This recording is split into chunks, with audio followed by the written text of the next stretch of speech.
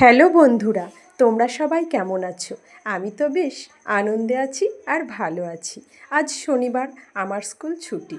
কিন্তু তোমরা নিশ্চয় ভাবছো চিকেন কেন রান্না হচ্ছে। না বন্ধুরা, চিকেনটা ছিল গতকাল রাত্রের। চিকেনটা দারুণ হয়েছিল। আর চিকেন কষা মাত্রই ছেলের বায়না, তাকে এক পিস কষা মাংস দিতেই হবে। আর রাতে যেহেতু আমরা রুটি খাই, তাই রুটি দিয়ে এই কষা কষা চিকেন দারুণ জমে গিয়েছিল বন্ধুরা। খুব সুন্দর হয়েছিল চিকেনটা খেতে। আর বাড়িতে মাংস হলেই রান্নাটা আমার হাজব্যান্ডই করে। ও খুবই সুন্দর রান্না করে। আপনাদের তো খাওয়াতে পারবো না, কিন্তু রান্না দেখে নিশ্চয় একটু আধটু অনুমান করতে পারছেন রান্নাটা কতটা সুন্দর হতে পারে। তো রাতে ছিল আমাদের রুটি আর চিকেন কষা, এটাই খেয়েছিলাম।